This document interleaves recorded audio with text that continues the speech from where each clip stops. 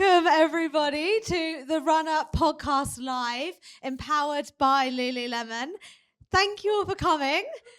This episode's a little bit different for those listening at home. We have a live audience, which is terrifying. Something very new for us. There was a point in time where, well, not very long ago, probably 50 weeks ago, when we launched the Runna Podcast and we were hiring a meeting room on the top floor of the office. So to do this here feels quite ridiculous. Yeah, we are here at the Runna Race Hub celebrating the marathon yesterday. Congratulations to everybody that ran. And yeah, thank you for everyone that cheered and for all the cheer zone people. If you ran yesterday, give us a cheer. And if you use Runna, give us a cheer. London Marathon really is the epitome of community grit and heart, and it's why I love it so much, and it's why it needs celebrating today. Absolutely. So before we dive into it, for those listening at home, and maybe for the 0.1% of the London running world who don't know who you are, Anya, who is the Anya Culling? Hi, it's me. A lot of you will know, but I only picked up running in lockdown when a lot of people did. I did my first marathon in 2019 in a really respectable time of 4 hours and 34 minutes. In the lockdown, I then really knuckled down and found so much joy in running that I stuck at it. And by 2022, I came back to London Marathon after my first one in 2019 and did my breakthrough race in a time of 2 hours and 36 minutes, which gave me like a great platform and the opportunity to work with some amazing brands like Runna and Lululemon, and my social media took off, and I couldn't be like more grateful for all of that. But I think then my priorities shifted a bit. I plateaued with my running, and the goalpost changed, and what success meant to me changed a bit.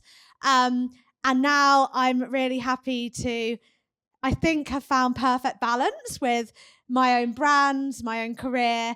And after this weekend, I think I'm back running in PB shape. Moving back in the right direction. And I missed a few bits, including representing your country at the same time. Yeah. But I guess we like to start the podcast with a particular way. And for context, Anya and I have been avoiding each other all day. So we didn't use up all of our conversation, but we've also been around each other all day, including already doing 2 podcasts and had lunch together. But I'm yet to ask you, Anya, how are you? I'm really good. I've pulled up better than I thought. Yeah, I'm so over the moon. I think I'm running on adrenaline, but yesterday the race couldn't have gone better for me. So tell us about the race. What was your goal? My goal was just a really competitive time. I wanted to show that like I wasn't a one-trick pony, that I could balance everything, and I wanted to prove to myself that when I put in the work, I'm still, a talented runner.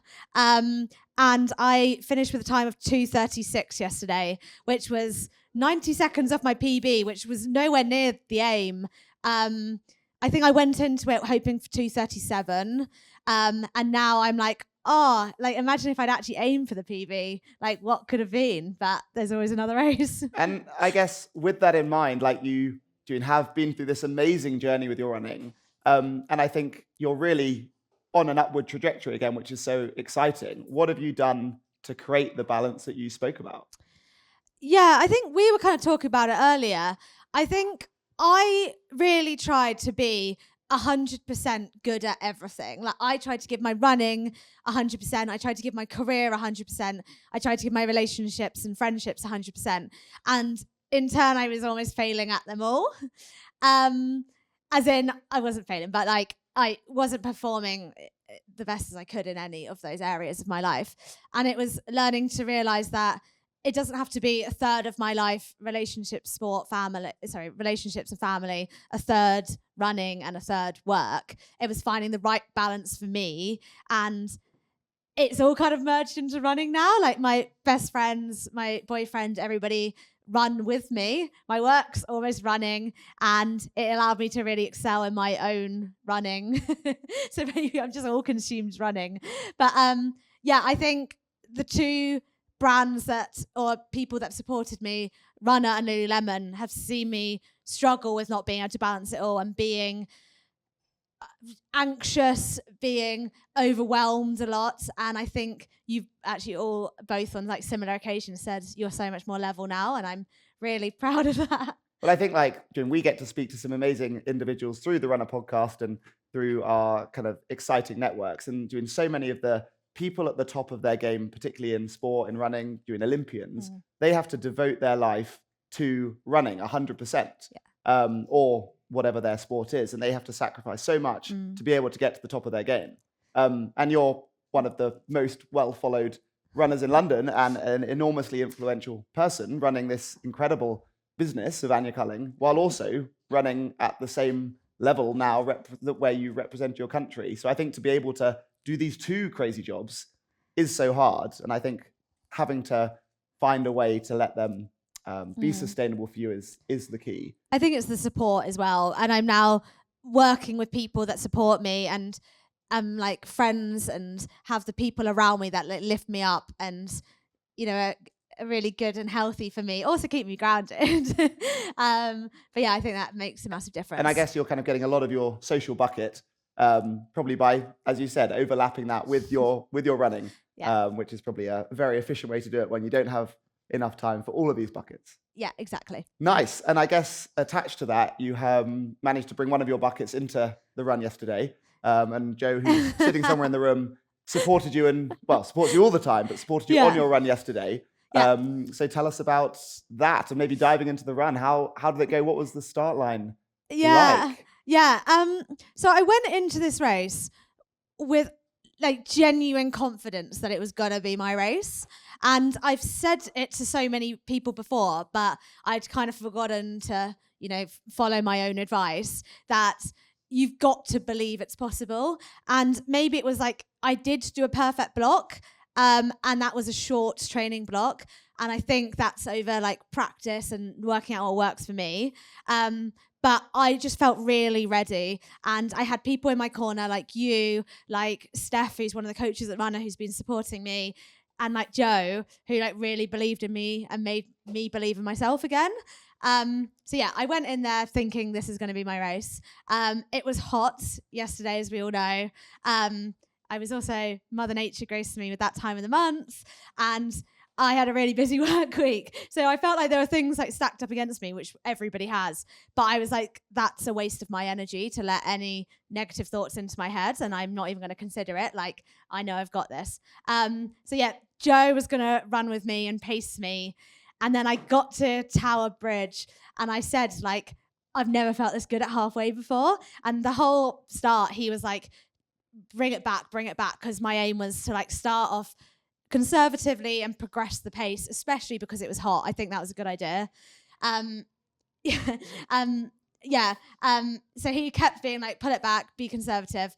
And then we got to like 18 miles just before the runner cheer zone, and he was like, Anya, I think you're going to have to go. I think you're feeling better than me. Like, just do me proud. And then I was like, I've got to do it for Joe.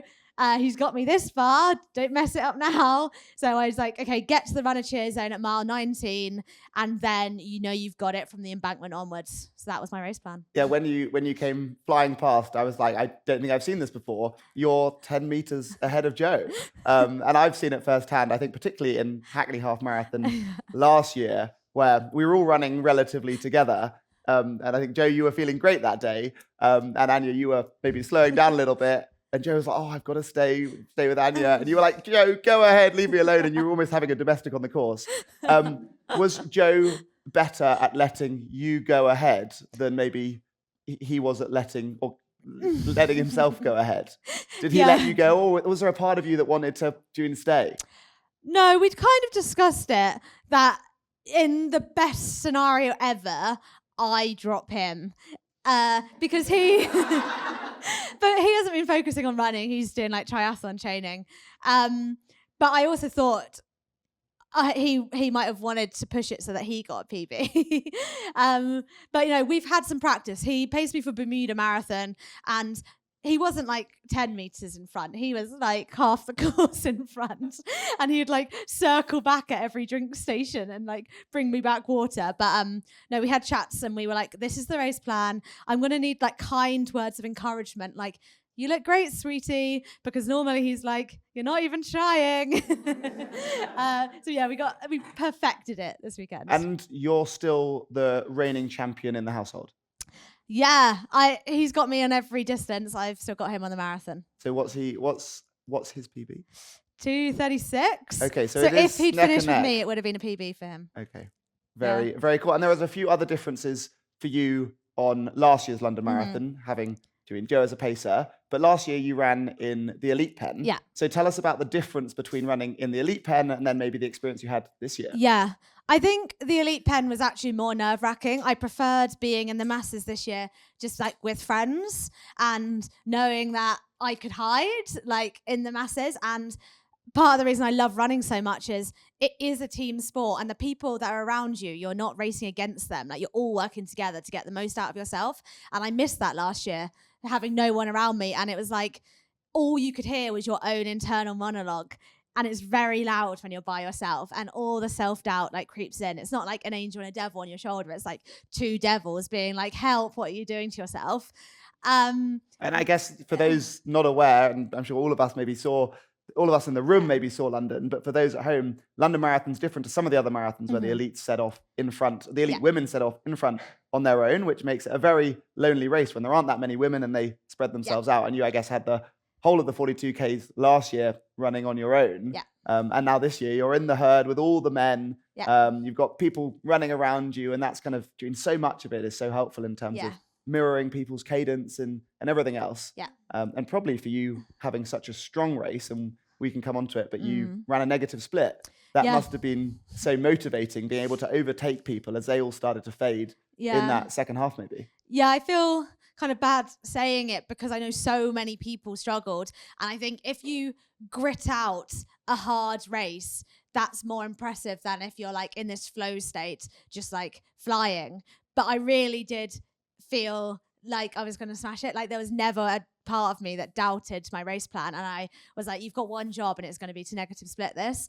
And yeah, I thrive with having people around me, and the support this year was like crazier than ever. It was like a solid wall of noise, and so I'm so grateful for like everybody out there. And yeah, I just loved it, and I just felt like I was back being myself again. And your second half was ever so slightly faster than the first, which is very impressive. So Coach Anya, you're leading by example. But Ben's asked me to do that in every race I've ever done. And he's like suggested that. And I've been like, no, I'll just go out hard and I'll cling on for dear life. And now I'm like, he does know what he's talking about. Well, I think when me and Steph both gang up on Anya, she has to listen to us. I guess part of your race strategy is your outfit. Tell us about what you lined up with on the start line, your watch, your shoes, your kit. What was empowering you to feel like Superwoman? Yeah, that's a big part of it, and I do plan my race outfit quite far in advance. I want something bright because I want to feel like invincible on the day. I want to feel so good. I think that's a really big part of my running. When I don't feel great, I wear like black and I want to like blend in, and when I want to feel like Superwoman, I'm like, let's put on my cape. I wore race briefs, which are like, I think they call them buns. Like, they're like race knickers basically, but I just feel really cool in them. They have no performance benefits. And then a pink crop top. I wore my heart rate monitor, which has been pretty big in my training this block. I was like, I'm going to do a lot more like heart rate training. Did you do an arm or a chest strap? I had my watch, I had my sunglasses, I had my necklaces, I had my gold hair clips like a crown, I had all my splits written on my arm, I had my nails done to match, I had my fake tan on, I spent so long getting ready the morning of the race, it stressed everyone out. So did you spend longer, or did Joe spend longer prepping his kit?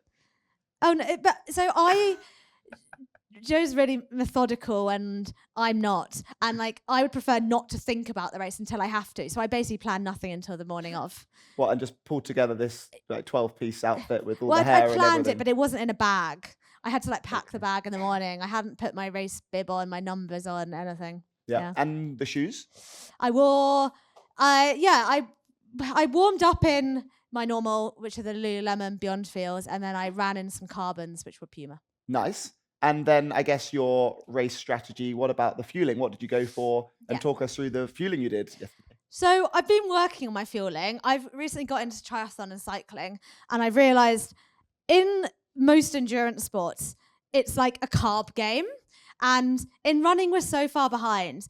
We all talk about the wall in running, which is like a set place, and it happens to so-called everybody at a set point. And in no other endurance sport is there an exact wall, and that's because they focus so much more on fueling. I know it's coming into the running world, but people who win triathlons are people who can take on the most carbs. So I was like very much like, I'm gonna fuel as much as I can, and I practiced it a long time into my training. And you can see in like some mild races and other people's races, when they get underfueled, their heart rate drops, which means they can't keep the pace up that they were. And so I was really happy to see that my pace kept going up and my heart rate kept going up, and it like maxed out at 195, which is pretty high. That was like the last few kilometers. But I took a gel probably every 20 minutes. So 20 grams of carbs every 20 minutes. What brand of gels are you going for? I had Morton gels, and I alternated between caffeine and non-caffeine. The morning of, I sipped a 320 carb mix, which has about 80 grams of carbs in.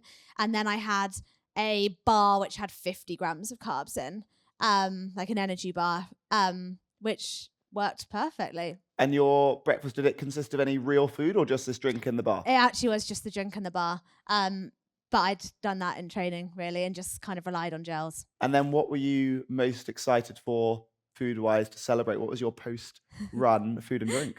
We had some pints, we had some champagne, and we had a roast dinner, which was really nice. And then some more pints. And you're somehow still sprightly, full of energy today. It must be adrenaline. Yeah, just running on it. Amazing. And I guess, how did you find the crowd this year? It was so good.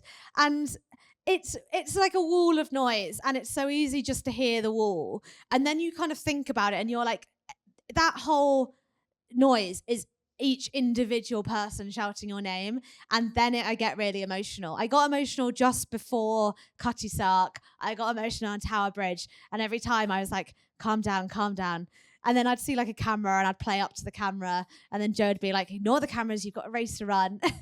But the support was so crazy. And I know I'm biased, but also the two best cheer zones that I was most looking forward to as well were Runna at mile 21 and then Lululemon. Sorry, mile 19 and Lululemon at 21. And then I was like, once I get to those, I'll know they'll give me the energy, and then it's just the last 10K, and I know I've got it. But yeah, it was so good, and my parents were out there, and it's just why I love London Marathon. It's like people who don't even know you believe in you, and then you're like, well, if they believe in you and they have no idea who I am or they don't know me, I better believe in myself. I guess like so much of that is positive. Is there any part of you that feels the pressure, having all of these people in London screaming your name, following on Instagram, like? Or have you managed to find such a perfect balance with it that it just motivates you and is all good? Yeah, I think I put too much pressure on myself after I ran 2:34, thinking that, should I be aiming for the Olympics? Should I? And like, ultimately, I've got to where I am now by just making small steps, small progress. So there was no point in jumping to thinking, I'm going to go to the Olympics. So yeah, I've kind of worked through putting too much pressure on myself and like overthinking it. And now I'm like fully simplified running, and it's just something I love. And the people around me mean nothing. Like the support is like nothing but good, and I don't need to overthink it. There's no like ulterior motive to any of it. Like, yeah, just enjoy it. Just run well. And I guess that's probably the best way to lead you to the Olympics one day long term, should that happen, is learning to love it, doing that every month, every year, because you love it. Yeah. And long-term hard work, you never know where that takes you. Yeah. Like, I've never been happy in this block. So I was kind of surprised that I was kind of going into it with I wanted to run as well as I could without changing my lifestyle, because I just wanted I had such a good balance. Like now, maybe if I wanted to push on a bit further, I could, make some small lifestyle adjustments, but like it's tiny. But I was like, I don't want to leap forwards and do that. I wasn't ready. Let's just like take it step by step again. And I was so surprised that I didn't. I was still eating like 2 M&S cookies every single day without fail. So you could always go down to 1. Yeah. And I guess attached to that, you love your triathlon. Does it make you think differently about goals looking ahead? So my next race is London T100. And then I was like, oh, maybe let's go back and do some triathlons. But now I'm back in my running era, I think. So that'll be a hobby thing. And then I want to keep pushing my running. So running will be the priority, and you'll do triathlon because you're doing some cross training. That's benefiting your running. There'll be a fun day out, but the focus is the running races. Yeah. I've got Hackney Half coming up. I have booked into Valencia at the end of the year, but I was umming and ahhing whether to do it. But going to chat to Coach Steph on Thursday about next steps. Very, very exciting. And so you said that the block went perfectly. It was a slightly shorter block than you're used to. Yeah. Talk us through your training and maybe what went so well. Yeah. So the last few marathons I'd done a lot alone. And I think maybe that was the pressure on myself and being a bit scared of the people that knew me and like feeling, the pressure of having a like social media presence and things like that. Whereas this time I was like, it doesn't matter. The way I got really good was chasing faster people. So I went back to my club, which was Clapham Chasers, and did probably at least one, mostly 2 sessions a week with them. And it's actually great because Sam, who runs the sessions, uses Runner too. So would play the Runner warm-up and have the whole of the club doing it. And then a lot of the sessions were that. So that was perfect. And so I only did 8 weeks because I didn't want to peak too early or burn out, and I knew 8 weeks I could stay focused for. I had New York half in the run up to it, and I knew that would keep me motivated. And I knew that I can gain a lot of fitness in that time. I think I'm always shocked about how much fitness you can gain in just a few weeks. And it went really well, and I was hitting paces that I just never believed I could. And instead of going in with, like, this is your PB pace, this is the pace you've got to hit, it was more like, start conservatively and we'll progress the session. And I did that on every single one of my long runs. So that's when I was like, I know that's going to be my race day plan too, because I've never managed to do that in every session before. And then I managed it on race day. And I guess just to give us all context, what does a normal week of Anya's 8-week training load look like? What kind of mileage were you running? I peaked at 150 kilometers. That's about, I don't know how many miles. That's just under 100 miles. Just under 100 miles, yeah. I was averaging about 130 kilometers. Monday was my easy runner run, and then I would double in the evening. I wouldn't say anyone needs to double unless they're really comfortable at doing that. Then Tuesday would be track, and then I'd easy double in the evening. Wednesday, midweek, longish run. Thursday, tempo, and then maybe an easy double. Friday, a complete rest day, and I haven't done that for a while. And I thought rest days, I had the impression last time, like, oh, I don't need a rest day, I'm too strong. Like, oh, that would make me look weak. I loved having a rest day where I did nothing. Saturday, easy run. Sunday, big session. And I guess just for all of our context, when you say you did an 8-week build, it wasn't like you were doing no running before. Yeah. Yeah.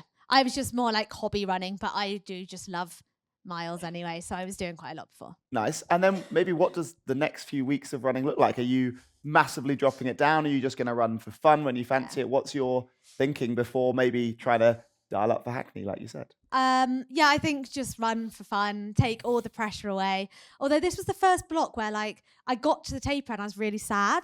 Like other times, maybe I've been like overtraining, underfueled, and I got to taper and I like could not wait to reduce the volume. Whereas this time I was like, oh, I'm on such a roll. It's a real shame that it's come so soon. I think that really is a testament to finding balance and kind of having your running in a great place where you're desperate to go out and do another run. And I think like for normal people who aren't quite as crazy as you, I think what I've always said as a coach, when you finish your marathon, do not run for the whole week that follows it so that you're really excited to go back and do your next run, rather than forcing yourself to go on a run on the Wednesday or the Tuesday that follows when you're still a little bit sore and resenting that run. I think having that desire for more is the best thing for keeping that long-term love of it. Yeah, and throughout the whole training, I took rest days and easy days, like really easy. I wanted every session to get the most out of myself in it, like go into it really intentional to hit the paces I needed to do. I would like fuel before my big Sunday session like I would a race. I'd almost treat it like a race. I'd hydrate the days before.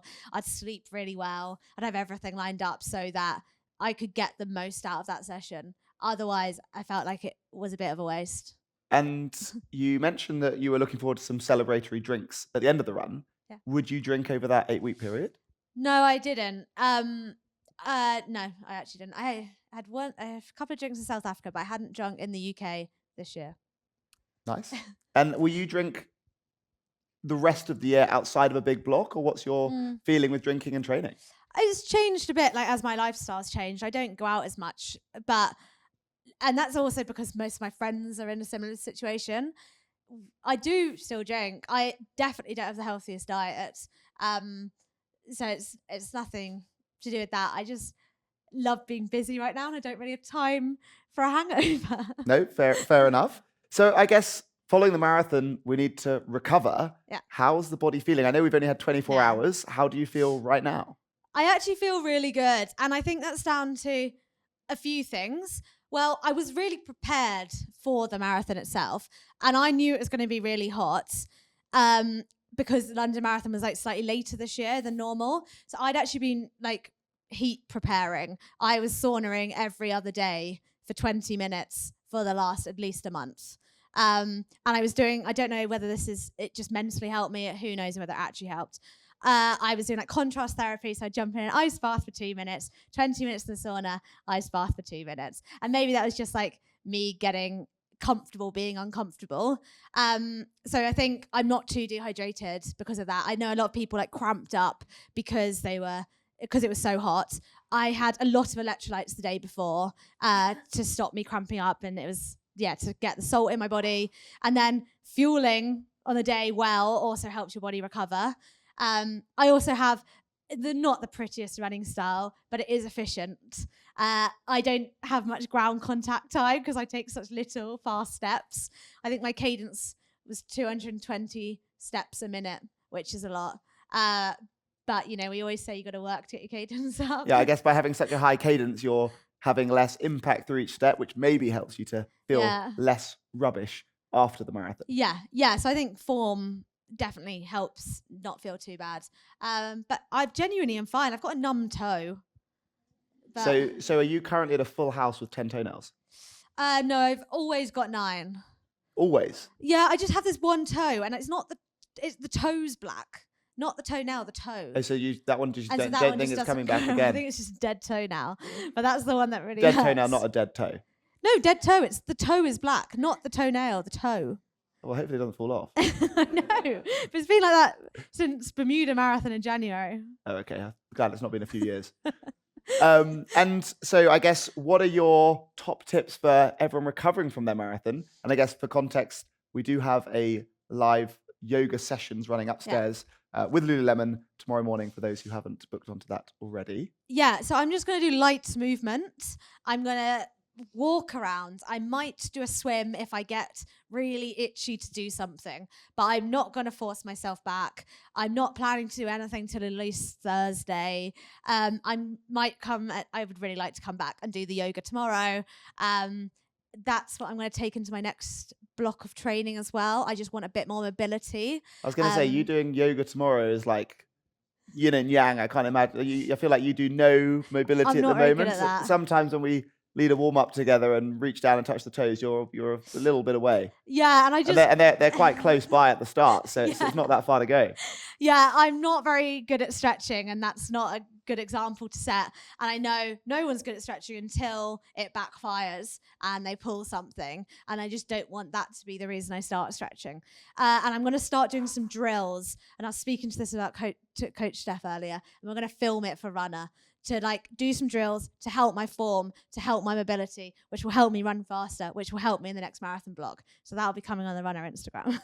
Absolutely. And is the marathon kind of the piece that matters to you the most, or is it running as a whole? Like, it's always seems to be marathon that you keep coming back to. I love the marathon. I love how it makes me feel. I love big city marathons because it makes me love London again. Like London, everyone's really grumpy. The weather's really bad. And then like London Marathon Day, everybody is so kind and so happy and so supportive. And I'm like, this is the London we all love. So I do love that. And I love how much I push myself in the marathon. And I love the whole process of getting there more than the actual race. Like I can turn up and do a park run every week, and I know like the elite 5k runners do put so much effort into it, but for me the effort is the like progress over the weeks and weeks and weeks which have led to this one thing which may or may not go right, and it all like rides on this, and I kind of like that pressure. And I guess also because it's so much longer and harder, you can't do it as often, and you've got to train for longer, so the big day is so much more important, I guess. And maybe you can even enjoy that or hate that big day for that little bit longer, enjoy and hate it at the same time. Yeah, I think I do need a goal to work towards. Otherwise, I do run like willy-nilly and I get a bit lost and distracted. So I do need that. But like saying that, I think the best race I've ever done is Barcelona half. And I would like, after now I've done the marathon, I think I'm going to bring back the distance, try and get faster with the 10K and the half marathon again before I go back to the marathon. I just want to get some speed in my legs, and I think that will actually really help my marathon performance later in the year. Yeah. Nice. And a question that we always ask all of our guests on the Runna podcast, but now that you're a guest, we ask, is it you being able to tolerate hard things that makes you able to do hard things? Doing the fact that you can go from the cold plunge to the sauna for 20 minutes and back to the cold plunge, does that make you resilient? Or is it your resilience that makes you be able to do that and to be able to do these hard things? Yeah, you asked the guest this and I asked the guest this, but I've never really considered it myself. I do think I'm really resilient. And I think I have had that installed in me for quite a while. And I think that's because of circumstances in my life. I also think, I always say like, I'm really lucky. And I've always said that I'll not like obviously very privileged, but lucky, and like I will just go get a lottery card because I feel really lucky that day. I'm always like, I just get dealt good hands. Like, but there is a thing where you create your own luck. Yeah, I remember just like GCSE results and being like, they'll be fine because I'm lucky. Like, but then that's obviously because I put the revision in, and like the race, I was like, oh, it'll go well because I'm just on a roll. Everything's going well in my life. I'm really lucky, but I've put myself in that position. But I think there's so much evidence that a optimistic mindset leads to optimistic results. Yeah. That like you mean you cannot make a leap if you don't try, and it's doing you can only take an opportunity once you've put yourself out there. And if you're nervous to do so, you don't even try, and that means you failed before you started. Yeah, exactly. But I think I am resilient because I have that belief that I can do these hard things. Otherwise, I wouldn't sign up for them in the first place. And that is then. So it's more of like you start resilient, and then we've got a positive feedback loop that you do hard things in training that makes you even more resilient, that gives you even more confidence to make you do even more hard things in training, and you just keep going upwards in that way. Yeah, I think so. Yeah. Okay, well, backtracking to maybe a sillier question. What was the funniest or the silliest thing that happened or that you saw in your 26.2 miles? I wish I saw all the like fancy dress and things. My friend got the world record for the fastest time in Crocs. His feet were vile at the end. And then the woman in front of me, I watched poop down her legs in front of me. And if anything, I was like, she's not ruining my photos. So I need to get well in front of her before the finish line. So that spurred me on. But that's happened to me in so many races now. I've watched, it was the same in Honolulu. The woman in front of me just lost complete control of her bowels. And now I'm like, I've seen it happen to the woman in front of me so many times that is my day going to come? But touch wood, hopefully not. Maybe you'll be next. Hopefully not. And so you overtook her. Yeah. And I think I saw on your Instagram, because we haven't spoken about it yet, you climbed the field pretty aggressively throughout the run. Yeah. Where did you kind of start and where did you finish within the women's field? Yeah, so this is super cool. I'm really happy with this. I started quite near the front. I was in the championship pen, so just behind the elites. I started at 23rd female, and I basically kept that. I think I was 22nd female by Tower Bridge. And then over the next like 10K, I got to like 5th female. So I was playing a game with myself, being like, count how many people you can overtake. And then there are 2 girls, which I love the way running is going, because if girls are doing really fast runs, it makes me believe that I can also run faster and faster. But also, I am a very competitive person. And there were 2 people I knew in front of me, and I could see them along the embankments. So at this point, like, I was like tunnel vision. I don't really remember the embankment. I was so like focused. I was like, got to do this now. And I was like, I've got no choice. And that's when I saw that women would poop down her legs. And I was like, okay, I've got to overtake her. And then I saw another girl in front who I follow on Strava, who we're like friends. Like, of course, I congratulated her at the end. But I was like, let's have some fun, like, let's push it, like. And I was thinking about Alex Yee and his coach being like, one last go along at the Olympics. And then I was like, okay, you've got this. And so I overtook them at 40K. So I overtook 2 girls between 40 and the end. And as you make that overtake of the girl you knew, did she try and stay with, or was it a foregone conclusion? Yeah, she did. And she only finished 10 seconds behind me. Oh, wow. Yeah. And did you have enough left for a sprint finish down the mile? Yeah, I would have if I needed to. But what, you didn't use it? You had it left in the tank? I knew where she was behind me. I knew I had time on her. But so if she had been 11 seconds quicker, would you have been faster? Yeah, I would have sprinted. So you didn't try hard enough? No, I did. None of these guys had any seconds left. I did. It was so hot. Like, I was like hands on my knees at the end, which was Wait, so she had 11 seconds, you didn't, or you did? No, wait, what? So you didn't put it all down? I didn't. You can always find something more if you need to. Okay, well, we need to start doing something to get all these women to sprint finish against you, and you're going to get a few extra seconds. Yeah. I actually do. Like, I've never been that person to like taste blood in a track session in their mouth. That's probably not that healthy to do that. But I do want to, like, balls to the walls, kind of push myself one day.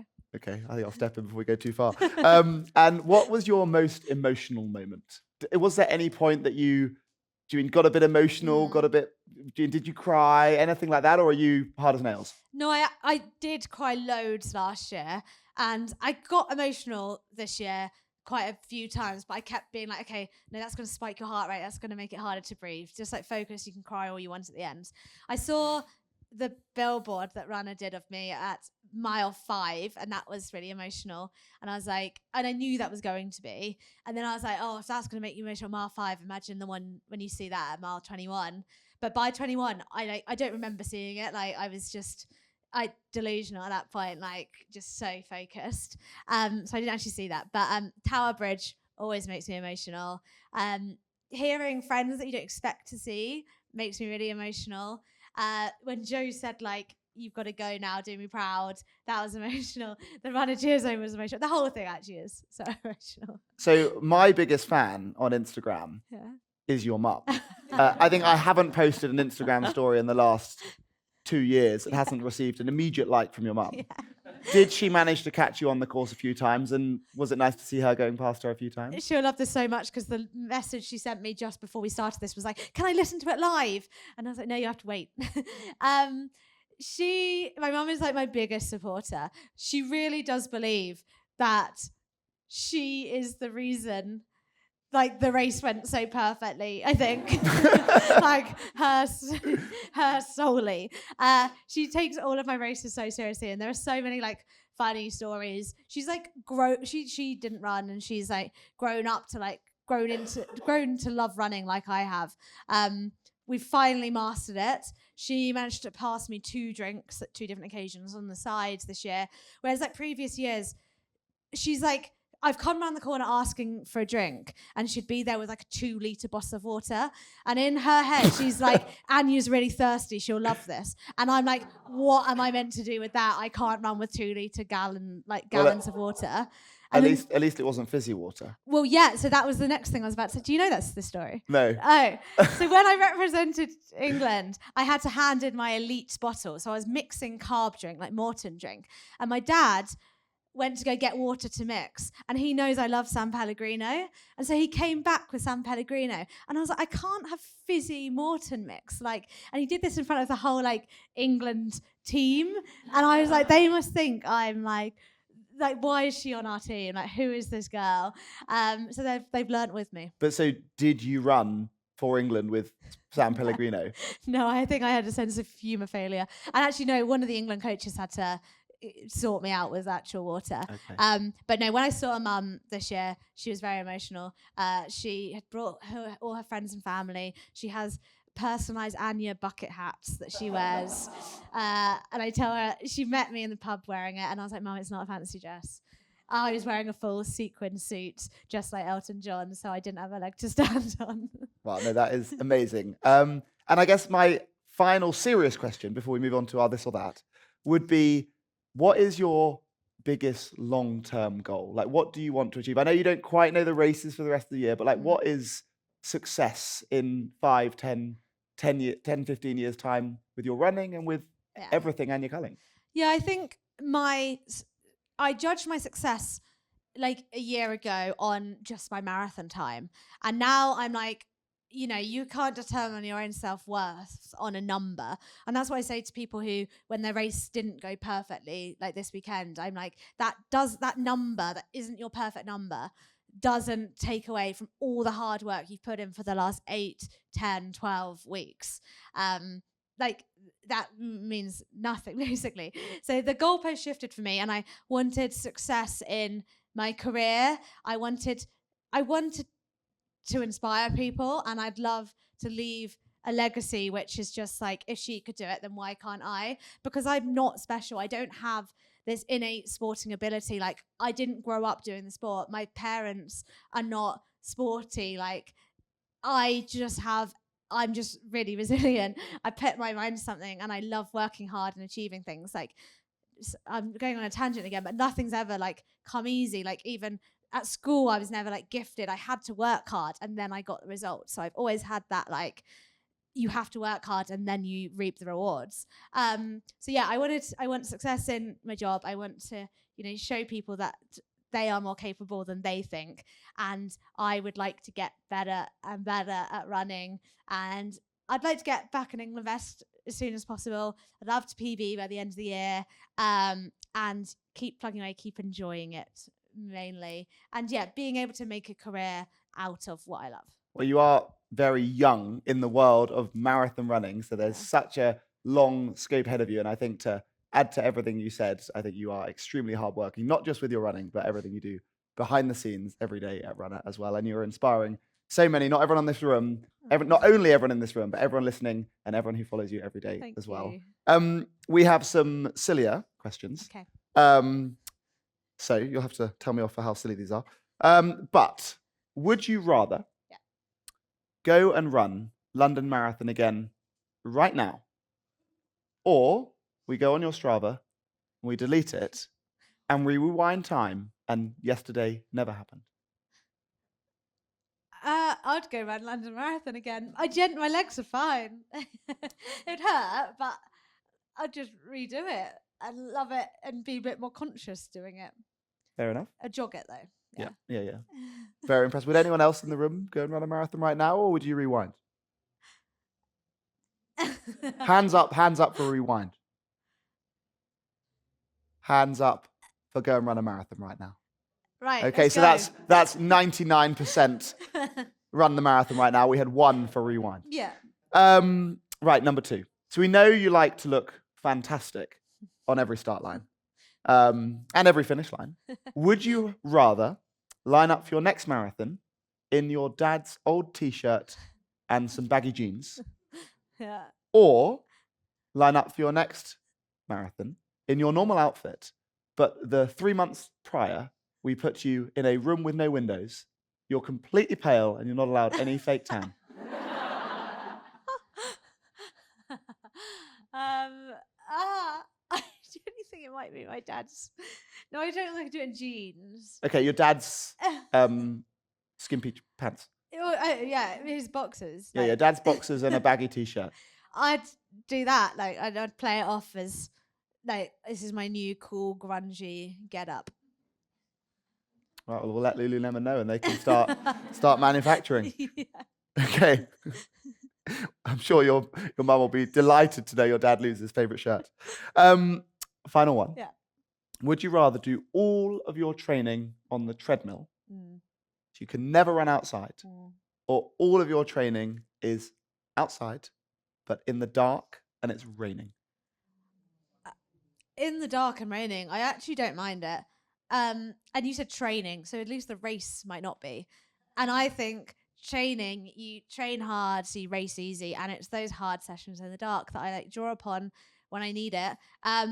I also do most of my training at 5 a.m., which is in the dark most of the year.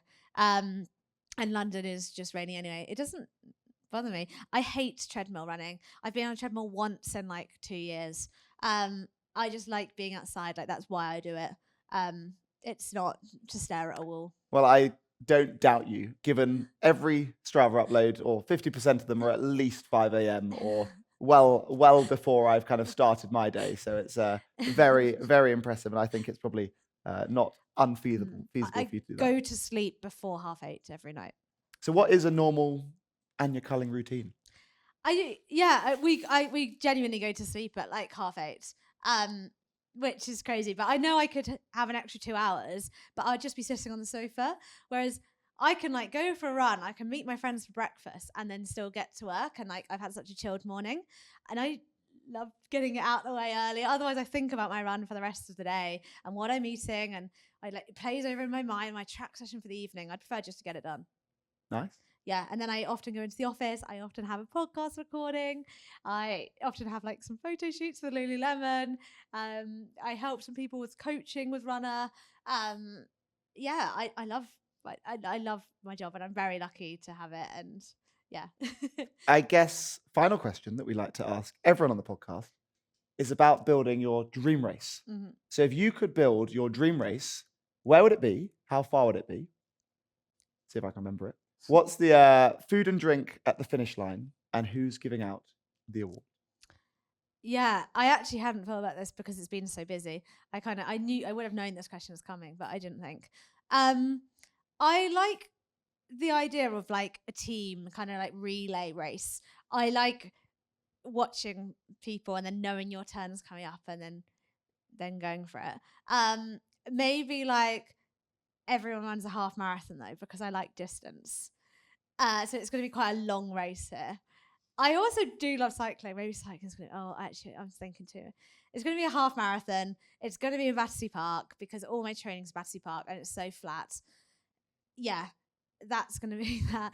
And then the post-race food and drink. This is just my normal Sunday, I'm realising. Just a half marathon Battersea Park. Well, and then to the pear tree. And we go for like a roast dinner normally, and then I have a donut. An ice-sized baby from Donut Time donut, which is my favourite thing. And then who would give me my awards? Was this with a San Pellegrino as well? Yeah, sparkling water. Or like a 0% beer normally.